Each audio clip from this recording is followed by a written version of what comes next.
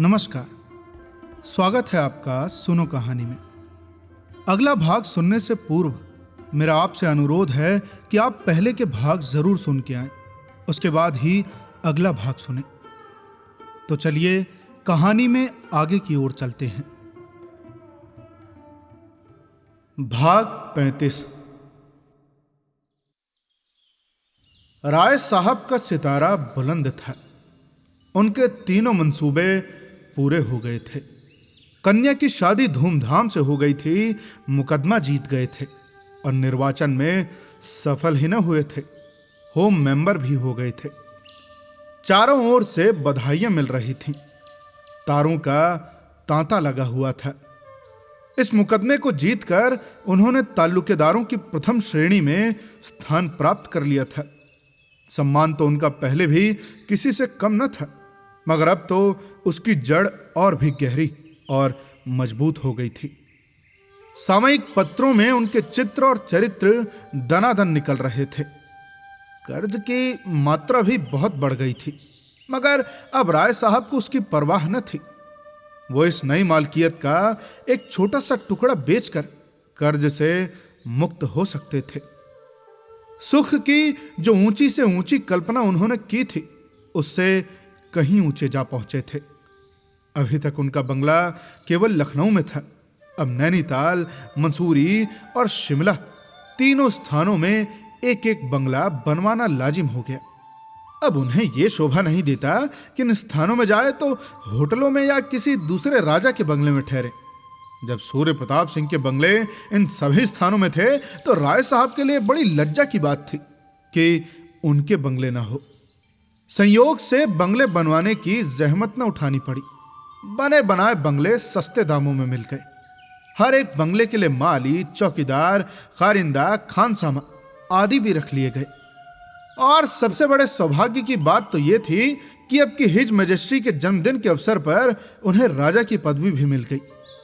अब उनकी महत्वाकांक्षा संपूर्ण रूप से संतुष्ट हो गई। उस दिन खूब जश्न मनाया गया और इतनी शानदार दावत हुई कि पिछले सारे रिकॉर्ड टूट गए।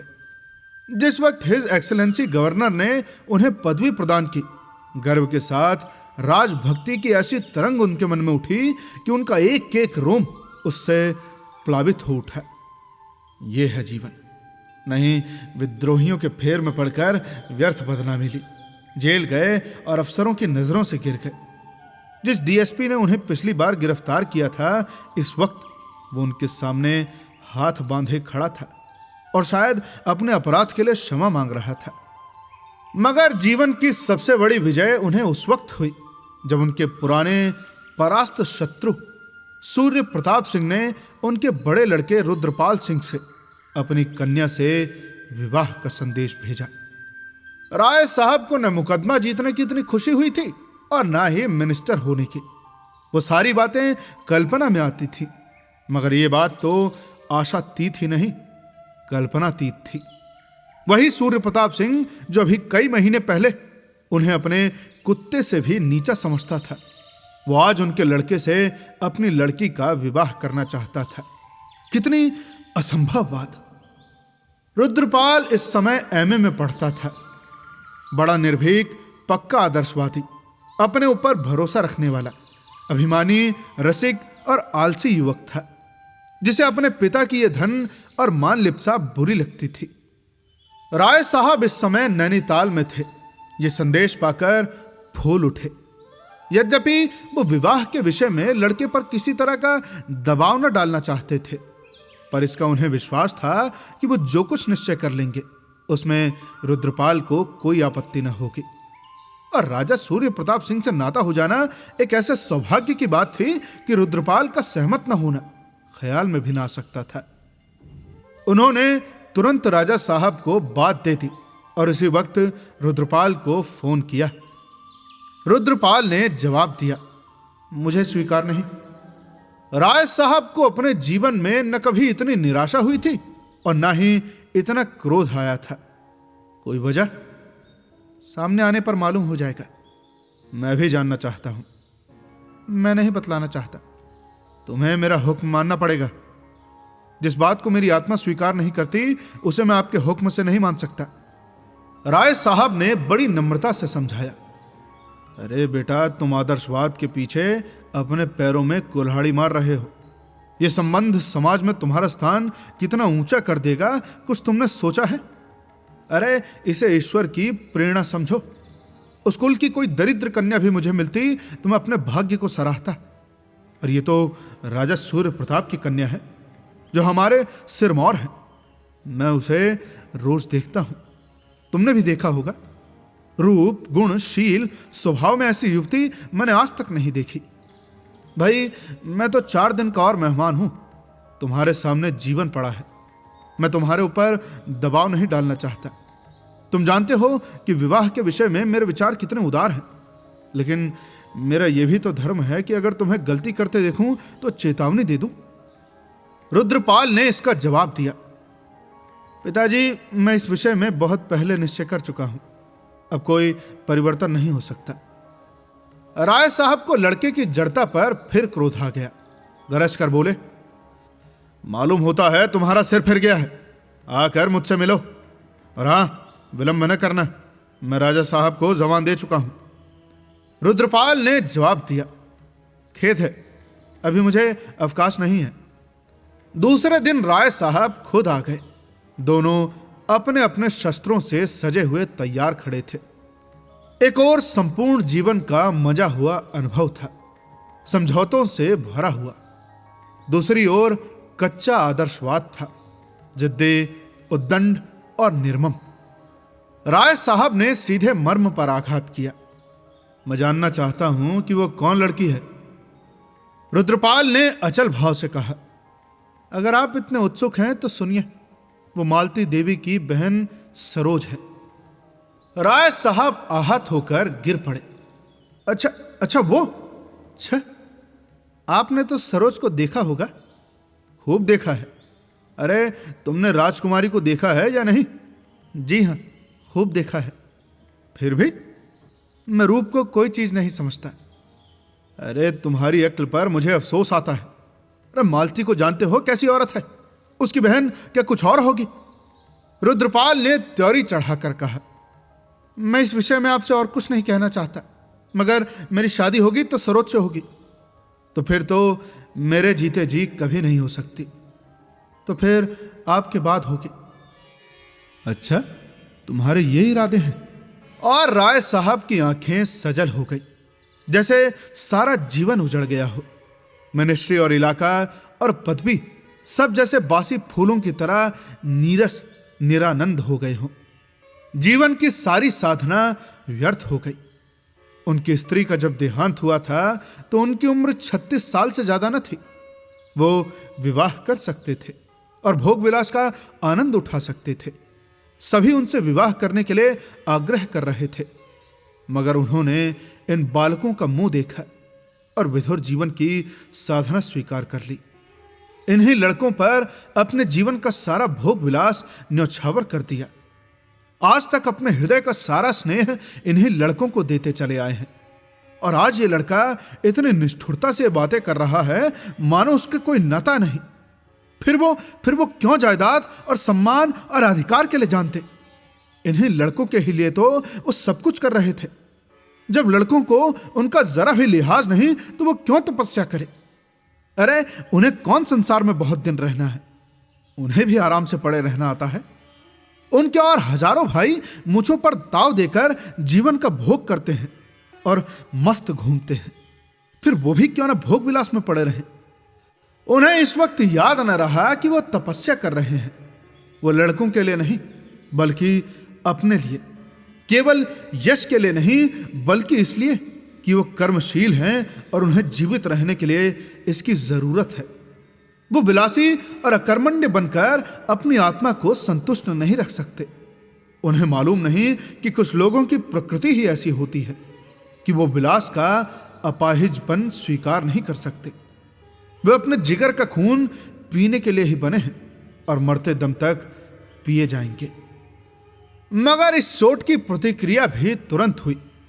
हम जिनके लिए त्याग करते हैं उनसे किसी बदले की आशा न रखकर भी उनके मन पर शासन करना चाहते हैं, चाहे वो शासन उन्हीं के हित के लिए हो। यद्यपि उस हित को हम इतना अपना लेते हैं कि वो उनका न होकर हमारा हो जाता है। त्याग की मात्रा जितनी ही ज्यादा होती है, ये शासन भाव भी उतनी ही प्रबल होती है। और जब सहसा हमें विद्रोह का सामना करना पड़ता है तो हम शुद्ध हो उठते हैं और वो त्याग जैसे प्रतिहिंसा का रूप ले लेता है। राय साहब को यह जिद पड़ गई कि रुद्रपाल का विवाह सरोज के साथ न होने पाए, चाहे इसके लिए उन्हें पुलिस की मदद क्यों न लेनी पड़े, नीति की हत्या क्यों न करनी पड़े। उन्होंने जैसे तलवार खींचकर कहा, तो हां, मेरे बाद ही होगी और अभी उसे बहुत दिन है। रुद्रपाल ने जैसे गोली चला दी, ईश्वर करें आप अमर हो, सरोज से मेरा विवाह हो चुका। झूठ, बिल्कुल नहीं, प्रमाण पत्र मौजूद है। राय साहब आहत होकर गिर पड़े। इतनी सतृष्ण हिंसा की आंखों से उन्होंने कभी किसी शत्रु को न देखा था। शत्रु अधिक से अधिक उनके स्वार्थ पर आघात कर सकता था, यह देह पर या फिर सम्मान पर यह आघात तो उस मर्म स्थल पर था जहां जीवन की संपूर्ण प्रेरणा संचित थी। एक आंधी थी जिसने उनका जीवन जड़ से उखाड़ दिया। अब वो सर्वथा अपंग हैं, पुलिस की सारी शक्ति हाथ में रहते हुए भी अपंग हैं। बल प्रयोग उनका अंतिम शस्त्र था, वो शस्त्र उनके हाथ से निकल चुका था। रुद्रपाल बालिग है, सरोज भी बालिग है और रुद्रपाल अपनी रियासत का मालिक है। उनका उस पर कोई दबाव नहीं। अगर जानते ये लौंडा यों विद्रोह करेगा तो इस रियासत के लिए लड़ते ही क्यों। इस मुकदमेबाजी के पीछे 2-2.5 लाख बिगड़ गए, जीवन ही नष्ट हो गया। अब तो उनकी लाज इसी तरह बचेगी कि इस लौंडे की खुशामद करते रहे। उन्होंने जरा बाधा दी और इज्जत धूल में मिली। वो अपने जीवन का बलिदान करके भी अब स्वामी नहीं है। सारा जीवन नष्ट हो गया, सारा जीवन। रुद्रपाल चला गया था। राय साहब ने कार मंगवाई और मेहता से मिलने चले। मेहता अगर चाहें तो मालती को समझा सकते हैं, सरोज भी उनकी अवहेलना न करेगी। अगर 10-20 हजार रुपए बल खाने से भी विवाह रुक जाए तो वो देने को तैयार थे। उन्हें उस स्वार्थ के नशे में बिल्कुल ख्याल न रहा कि वो मेहता के पास ऐसा प्रस्ताव लेकर जा रहे हैं जिस पर मेहता की हमदर्दी कभी उनके साथ न होगी। मेहता ने सारा वृत्तांत सुनकर उन्हें बताना शुरू किया। गंभीर मुंह बनाकर बोले, ये तो आपकी प्रतिष्ठा का सवाल है। राय साहब भांप न सके, उछलकर बोले, जी हां, केवल प्रतिष्ठा का। राजा सूर्य प्रताप सिंह को तो आप जानते हैं। हां, मैंने उनकी लड़की को भी देखा है। सरोज तो उसके पांव की धूल भी नहीं है। वही तो मेहता साहब, मगर इस लौंडे की अक्ल पर पत्थर पड़ गया है। अरे तो मारिए गोली, आपको क्या करना है, वही पछताएगा। ओह, अरे यही तो नहीं देखा जाता मेहता जी। अरे मिलती हुई प्रतिष्ठा नहीं छोड़ी जाती। मैं इस प्रतिष्ठा पर अपनी आधी रियासत कुर्बान करने को तैयार हूं। आप कृपया करके मालती देवी को समझा दें तो काम बन जाए। अरे इधर से इनकार हो जाए तो रुद्रपाल सिर पीट कर रह जाएगा। अरे नशा 10-5 दिन में आप उतर जाएगा। ये प्रेम व्रेम कुछ नहीं है, केवल सनक है। लेकिन मालती बिना कुछ रिश्वत लिए मानेगी नहीं। अरे मेहता साहब, आप जो कुछ कहिए मैं उसे दूंगा। अरे वो चाहे तो मुझे यहीं के डफरिन हॉस्पिटल का इंचार्ज बना दूं। अच्छा तो मान लीजिए वो आपको चाहे तो आप राजी होंगे। जब से आपको मिनिस्ट्री मिली है, आपके विषय में उसकी राय जरूर बदल गई होगी। राय साहब ने मेहता के चेहरे की तरफ देखा। उस पर मुस्कुराहट की रेखा नजर आई। समझ गए। व्यथित स्वर में बोले, आपको भी मुझसे मजाक करने का यही अवसर मिला। अरे मैं आपके पास इसलिए आया था कि मुझे यकीन था कि आप मेरी हालत पर विचार करेंगे, मुझे उचित राय देंगे, और आप तो यहां मुझे बनाने लगे। अरे जिसके दांत नहीं दुखे वो दांतों का दर्द क्या जाने। मेहता ने गंभीर स्वर में कहा, क्षमा कीजिएगा, आप ऐसा प्रश्न ही लेकर आए हैं कि उस पर गंभीर विचार करना मैं हास्यास्पद समझता हूं। अरे आप अपनी शादी के जिम्मेदार हो सकते हैं। लड़के की शादी का दायित्व आप क्यों अपने ऊपर लेते हैं, खासकर जब आपका लड़का बालिग है और आपका नफा नुकसान समझता है। कम से कम मैं तो शादी जैसे महत्व के मामले में प्रतिष्ठा का कोई स्थान नहीं समझता। प्रतिष्ठा धन से होती तो राजा साहब उस नंगे बाबा के सामने घंटों गुलामी की तरह हाथ बांधे खड़े न रहते। मालूम नहीं कहां तक सही है, पर राजा साहब अपने इलाके के दारोगा तक को सलाम करते हैं। इसे आप प्रतिष्ठा कहते हैं? अरे लखनऊ में आप किसी दुकानदार, किसी अहलकार, किसी राहगीर से पूछिए, उनका नाम सुनकर गालियां ही देगा। इसी को आप प्रतिष्ठा कहते हैं? अरे जाकर आराम से बैठिए, सरोज से अच्छी वधू आपको बड़ी मुश्किल से मिलेगी। राय साहब ने आपत्ति के भाव से कहा, अरे बहन तो मालती ही की है। मेहता ने गर्म होकर कहा, मालती की बहन होना क्या अपमान की बात है? अरे मालती को आपने जाना नहीं और न जानने की परवाह की। मैंने भी यही समझा था, लेकिन अब मालूम हुआ कि वह आग में पड़कर चमकने वाली सच्ची धातु है। वो उन वीरों में है जो अवसर पड़ने पर अपना जौहर दिखाते हैं, केवल तलवार घुमाते नहीं चलते। अच्छा ये बताइए कि आपको मालूम है कि खन्ना की आजकल क्या दशा है? राय साहब ने सहानुभूति के भाव से सिर हिलाकर कहा, हाँ सुन चुका हूं और बार बार इच्छा हुई कि उससे मिलूं, लेकिन फुर्सत न मिली। अरे उस मिल में आग लगना उनके सर्वनाश का कारण हो गया। जी हाँ, अब वो एक तरह से दोस्तों की दया पर अपना निर्वाह कर रहे हैं। उस पर गोविंदी महीनों से बीमार है। अरे उसने खन्ना पर अपने को बलिदान कर दिया, उस पशु पर जिसने हमेशा उसे जलाया। अब वो मर रही है और मालती रात की रात उसके सिराहने बैठी रह जाती है। वही मालती जो किसी राजा रईस से 500 फीस लेकर भी रात भर न बैठेगी। खन्ना के छोटे बच्चों को पालने का भार भी मालती पर है। ये मातृत्व उसमें कहां सोया हुआ था मालूम नहीं।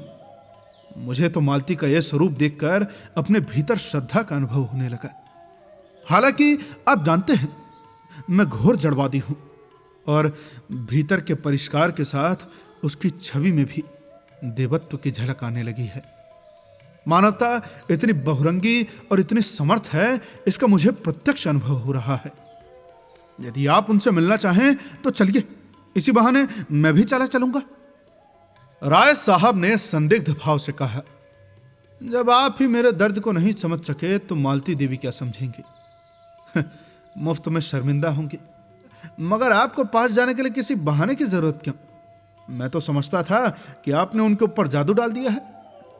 मेहता ने हसरत भरी मुस्कुराहट के साथ जवाब दिया, वो बातें अब स्वप्न हो गई हैं।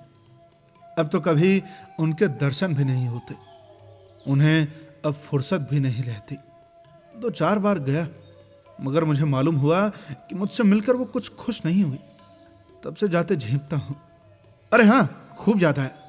आज महिला व्यायामशाला का जलसा है, आप चलेंगे? राय साहब ने बेदली के साथ कहा, जी नहीं, मुझे फुर्सत नहीं है। मुझे तो ये चिंता सवार है कि राजा साहब को क्या जवाब दूंगा। अरे मैं उन्हें वचन दे चुका हूं। ये कहते हुए वो उठ खड़े हुए और मंद गति से द्वार की ओर चले। जिस गुत्थी को सुलझाने आए थे वो और भी जटिल हो गई, अंधकार और भी असुझ हो गया। मेहता ने कार तक आकर उन्हें विदा किया। राय साहब सीधे अपने बंगले पर आए और दैनिक पत्र उठाया था कि मिस्टर तनखा का कार्ड मिला। तनखा से उन्हें घृणा थी और उनका मुंह भी न देखना चाहते थे, लेकिन इस वक्त मन की दुर्बल दशा में उन्हें किसी हमदर्द की तलाश थी जो और कुछ न कर सके पर उनके मनोभावों से सहानुभूति तो करे। तुरंत बुला लिया। तनखा पांव दबाते हुए रोनी सूरत लिए कमरे में दाखिल हुए और जमीन पर झुककर सलाम करते हुए बोले, मैं तो हुजूर के दर्शन करने नैनीताल जा रहा था, सौभाग्य से यहीं दर्शन हो गए। हुजूर का मिजाज तो अच्छा है। इसके बाद उन्होंने बड़ी लच्छेदार भाषा में और अपने पिछले व्यवहार को बिल्कुल भूलकर राय साहब का यशोगान आरंभ किया। ऐसी होम मेंबरी कोई क्या करेगा? जिधर देखिए हुजूर ही के चर्चे हैं। यह पद हुजूर ही को शोभा देता है। राय साहब मन में सोच रहे थे कि आदमी भी कितना बड़ा धूर्त है।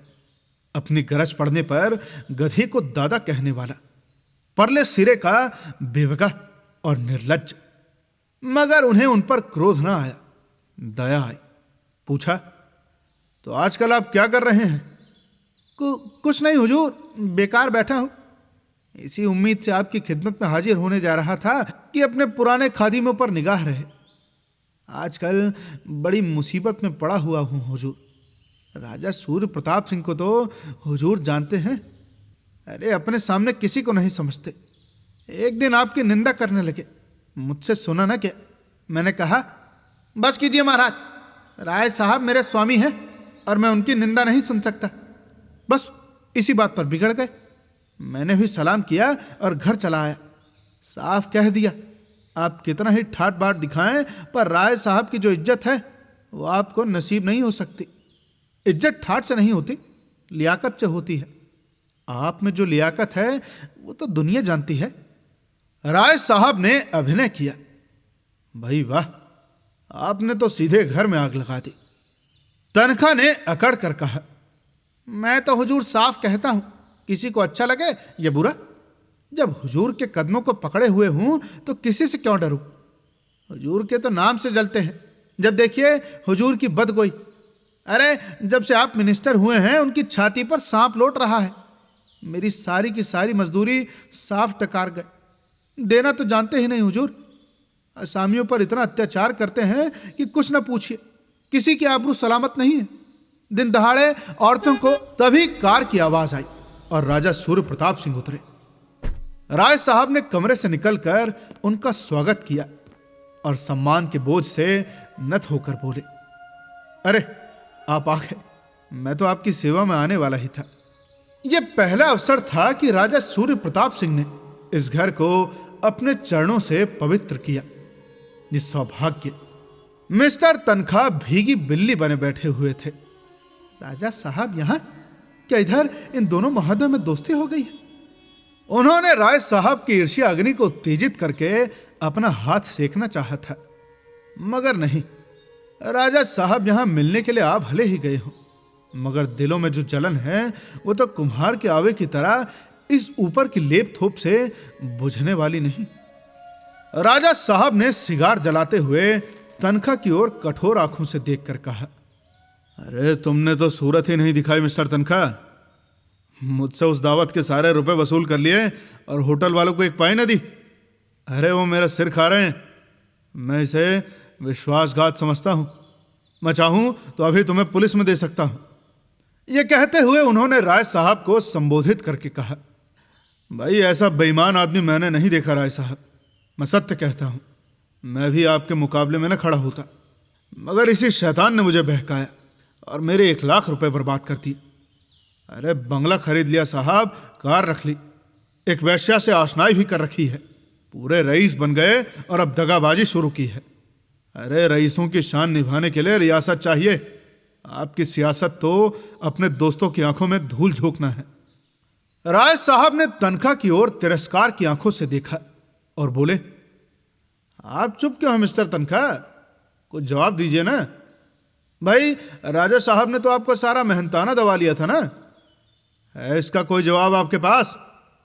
अब कृपा करके यहां से चले जाइए और खबरदार फिर अपनी सूरत न दिखाइएगा। 2 भले आदमियों में लड़ाई लगाकर अपना उल्लू सीधा करना बेपूंजी का रोजगार है, मगर इसका घाटा और नफा दोनों ही जान जोखिम है, समझ लीजिए। तनखा ने ऐसा सिर गड़ाया कि फिर न उठाया। धीरे से चले गए, जैसे कोई चोर कुत्ता मालिक के अंदर आ जाने पर दबकर निकल जाए। जब वो चले गए तो राजा साहब ने पूछा, मेरी बुराई करता होगा? जी हां, मगर मैंने भी खूब बनाया। शैतान है पूरा पूरा भाई साहब। अरे बाप बेटे में लड़ाई करवा दे, मियाँ बीवी में लड़ाई करा दे, इस फन में उस्ताद है। खैर आज बेचारे को अच्छा सबक मिल गया। इसके बाद रुद्रपाल के विवाह की बातचीत शुरू हुई। राय साहब के प्राण सूखे जा रहे थे, मानो उन पर कोई निशाना बांधा जा रहा हो। कैसे कहें कि रुद्रपाल पर उनका कोई अधिकार नहीं रहा, मगर राजा साहब को परिस्थिति का ज्ञान हो चुका था। राय साहब को अपने तरफ से कुछ न कहना पड़ा, जान बच गई। उन्होंने पूछा, आपको इसकी क्यों कर खबर हुई? ओ, अभी अभी रुद्रपाल ने लड़की के नाम एक पत्र भेजा है जो उसने मुझे दे दिया। आजकल के लड़कों में और तो कोई खूबी नजर नहीं आती, बस स्वच्छंदता की सनक सवार है। सनक तो है ही, मगर इसकी दवा मेरे पास है। मैं उस छोकरी को ऐसा गायब कर दूंगा कि कहीं पता ना लगेगा। 10-5 दिन में सनक ठंडी हो जाएगी। समझाने से कोई नतीजा नहीं। राय साहब कांप उठे। उनके मन में भी इस तरह की बात आई थी, लेकिन उन्होंने उसे आकार न लेने दिया था। संस्कार दोनों व्यक्तियों के एक से थे। गुफावासी मनुष्य दोनों ही व्यक्तियों में जीवित था। राय साहब ने उसे ऊपरी वस्त्रों से ढक दिया था और राजा साहब में वो नग्न था। अपना बड़प्पन सिद्ध करने के उस अवसर को राय साहब छोड़ न सके। जैसे लज्जित होकर बोले, लेकिन ये 20वीं सदी है राजा साहब, 12वीं नहीं। रुद्रपाल के ऊपर इसकी क्या प्रतिक्रिया होगी मैं नहीं कह सकता, लेकिन मानवता की दृष्टि से। राजा साहब ने बात काट कर कहा, अरे आप मानवता लिए फिरते हैं और ये नहीं देखते कि संसार में आज भी मनुष्य की पशुता ही उसकी मानवता पर विजय पा रही है। नहीं, राष्ट्रों में लड़ाइयां क्यों होती, पंचायतों से झगड़े न तय हो जाते। अरे जब तक मनुष्य रहेगा उसकी पशुता भी रहेगी। छोटी मोटी बहस छिड़ गई और वह विवाद के रूप में आकर अंत में वितंडा बन गई और राजा साहब नाराज होकर चले गए। दूसरे दिन राय साहब ने भी नैनीताल को प्रस्थान किया और उसके एक दिन बाद रुद्रपाल ने सरोज के साथ इंग्लैंड की राह ली। अब उनमें पिता पुत्र का नाता न था, प्रतिद्वंदी हो गए थे। मिस्टर तनखा अब रुद्रपाल के सलाहकार और पैरोकार थे। उन्होंने रुद्रपाल की तरफ से राय साहब पर हिसाब फहमी का दावा किया। राय साहब पर 10 लाख की डिग्री हो गई। उन्हें डिग्री का इतना दुख न हुआ जितना अपने अपमान का। अपमान से भी बढ़कर दुख था जीवन की संचित अभिलाषाओं के धूल में मिल जाने का। और सबसे बड़ा दुख था इस बात का कि अपने बेटे ने ही दगा दी। आज्ञाकारी पुत्र के पिता बनने का गौरव बड़ी निर्दयता के साथ उनके हाथ से छीन लिया गया था। मगर अभी शायद उनके दुख का प्याला भरा न था। जो कुछ कसर थी वो लड़की और दामाद के संबंध विच्छेद ने पूरी कर दी। साधारण हिंदू बालिकाओं की तरह मीनाक्षी भी बेजबान थी। बाप ने जिसके साथ ब्याह कर दिया उसके साथ चली गई, लेकिन स्त्री पुरुष में प्रेम न था। दिग्विजय सिंह अय्याश भी थे और शराबी भी। मीनाक्षी भीतर ही भीतर कुढ़ती रहती थी। पुस्तकों और पत्रिकाओं से मन बहलाया करती थी। दिग्विजय की अवस्था तो 30 के अधिक न थी। पढ़ा लिखा भी था, मगर बड़ा मगरूर, अपने कुल प्रतिष्ठा की डींग मारने वाला, स्वभाव का निर्दयी और कृपण। गांव की नीच जाति की बहु बेटियों पर डोरे डाला करता था। सोहबत भी नीचों की थी, जिनकी खुशामदों ने उसे और भी खुशामद पसंद बना दिया था। मीनाक्षी ऐसे व्यक्ति का सम्मान दिल से न कर सकती थी। फिर पत्रों में स्त्रियों के अधिकार की चर्चा पढ़ पढ़कर उसकी आंखें खुलने लगी थी। वह जनाना क्लब में आने जाने लगी। वहां कितने ही शिक्षित ऊंचे कुल की महिलाएं आती थीं। उनमें वोट और अधिकार और स्वाधीनता और नारी जागृत की खूब चर्चा होती थी, जैसे पुरुषों के विरुद्ध कोई षड्यंत्र रचा जा रहा हो। अधिकतर वही देवियां थी जिनकी अपने पुरुषों से पटती न थी, जो नई शिक्षा पाने के कारण पुरानी मर्यादाओं को तोड़ डालना चाहती थीं। कई युवतियां भी थीं जो डिग्रियां ले चुकी थीं और विवाहित जीवन को आत्मसम्मान के लिए घातक समझकर नौकरियों की तलाश में थीं। उन्हीं में एक मिस सुल्ताना थी जो विलायत से बारएटला होकर आई थी और यहां पर्दानशीन महिलाओं को कानूनी सलाह देने का व्यवसाय करती थी। उन्हीं की सलाह से मीनाक्षी ने पति पर गुजारे का दावा किया। वह अब उसके घर में रहना न चाहती थी। गुजारे की मीनाक्षी को जरूरत न थी। मैके में वो बड़े आराम से रह सकती थी, मगर वो दिग्विजय सिंह के मुंह में कालिख लगाकर यहां से जाना चाहती थी। दिग्विजय सिंह ने उस पर उल्टा बदचलनी का आक्षेप लगाया। राय साहब ने इस कलह को शांत करने की भरसक बहुत चेष्टा की, पर मीनाक्षी अब पति की सूरत भी नहीं देखना चाहती थी। यद्यपि दिग्विजय सिंह का दावा खारिज हो गया और मीनाक्षी ने उस पर गुजारे की डिग्री पाई, मगर यह अपमान उसके जिगर में चुभता रहा। वो अलग एक कोठी में रहती थी और समष्टिवादी आंदोलन में प्रमुख भाग लेती थी, पर वो जलन शांत न होती थी। एक दिन वो क्रोध में आकर हंटर लिए दिग्विजय सिंह के बंगले पर पहुंची। सौहदे जमा थे और वैश्या का नाच हो रहा था। उसने रणचंडी की भांति पिशाचों की इस चंडाल चौकड़ी में पहुंचकर तहलका मचा दिया। हंटर खा खा कर लोग इधर उधर भागने लगे। उसके तेज के सामने वो नीच सौहदे क्या टिकते। जब दिग्विजय सिंह अकेले रह गए तो उसने उन पर सड़ासड़ हंटर जमाने शुरू किए और इतना मारा कि कुंवर साहब बेदम हो गए। वैश्या अभी तक कोने में दुबकी खड़ी थी, अब उसका नंबर आया।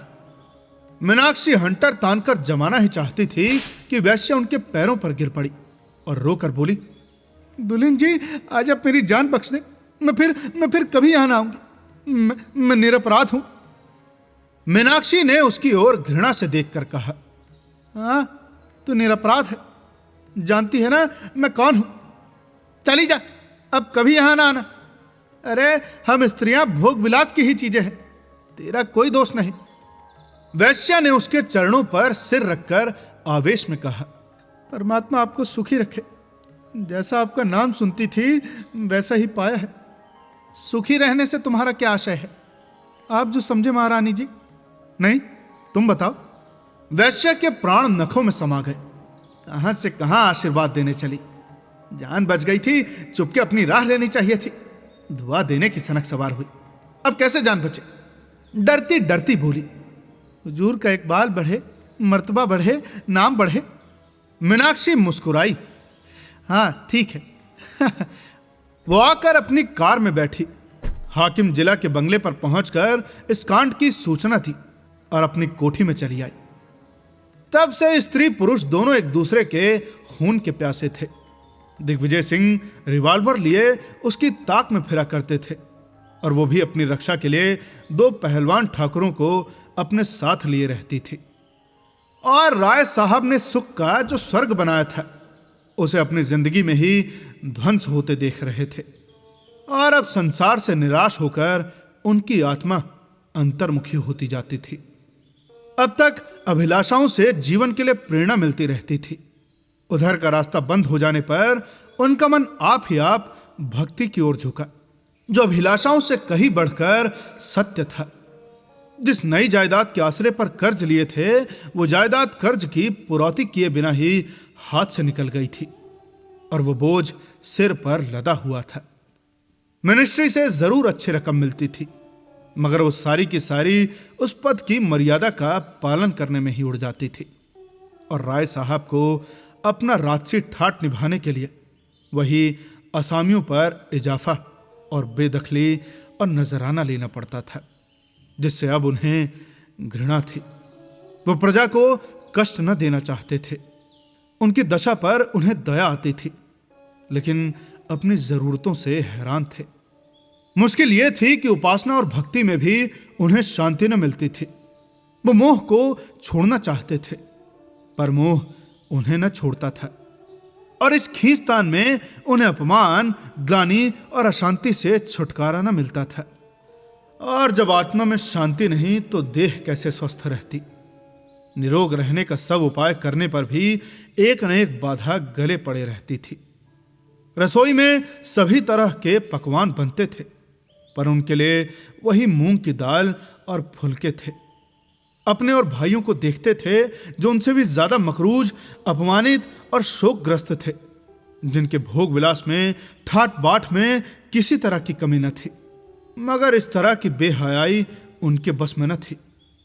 उनके मन के ऊंचे संस्कारों का ध्वंस न हुआ था, पर पीड़ा, मक्कारी, निर्लज्जता और अत्याचार को वो ताल्लुकेदारी की शोभा और रौब दाब का नाम देकर अपनी आत्मा को संतुष्ट कर सकते थे, और यही उनकी सबसे बड़ी हार थी।